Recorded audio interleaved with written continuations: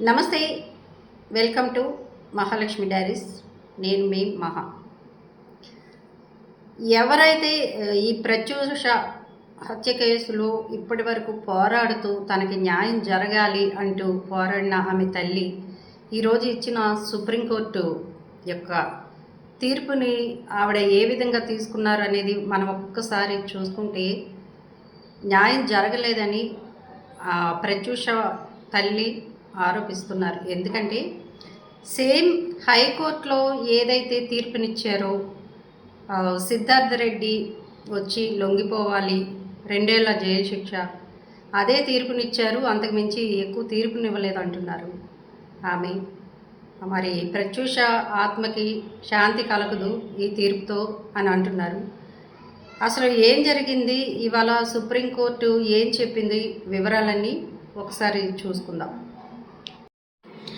Supreme court తీర్పు అనంతరం ప్రత్యూష తల్లి సరోజినీదేవి మీడియాతో మాట్లాడారు. తన బిడ్డకు నిజమైన న్యాయం దక్కలేదని ఆవేదన వ్యక్తం చేశారు.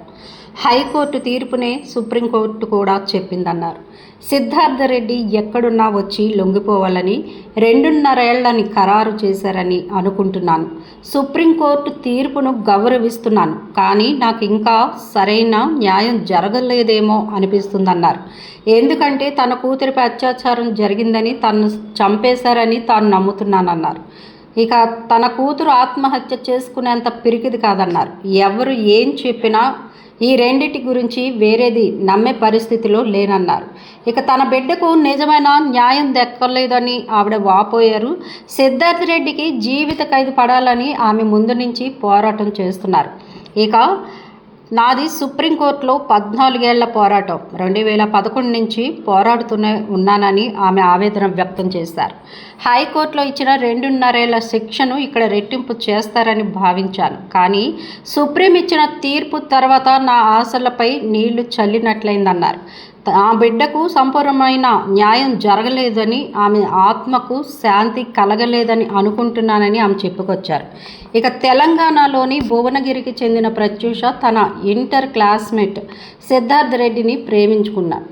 ఇంటర్ పూర్తయ్యాక ప్రత్యూష సినిమాల్లోకి అరంగేట్రం చేశారు. సిద్ధార్థ్ ఇంజనీరింగ్లో చేరాడు.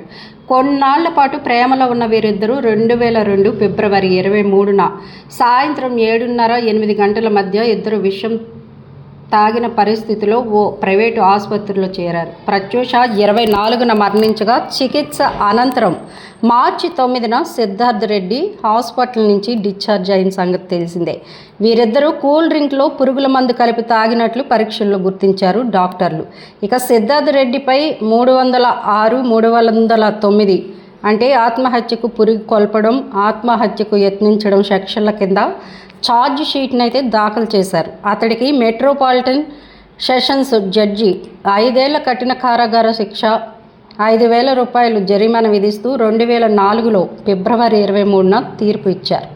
ఆ తర్వాత అతడు హైకోర్టును ఆశ్రయించాడు. జైలు శిక్షను 2 ఏళ్లకు తగ్గిస్తూ జరిమానాను 50,000కు పెంచుతూ 2011 డిసెంబర్ 28న హైకోర్టు తీర్పు ఇచ్చింది.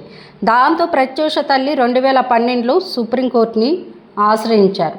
మరి ప్రత్యూష విషయంలో ఫ్రెండ్స్ మీరు ఏమనుకుంటున్నారో కామెంట్ల రూపంలో తెలియజేయండి. సుప్రీంకోర్టు ఇచ్చిన తీర్పుని కరెక్టే అంటారా? నా వీడియోస్ మీకు నచ్చినట్లయితే లైక్ చేయండి, షేర్ చేయండి, ప్లీజ్ సబ్స్క్రైబ్ కూడా చేయండి. Thank you.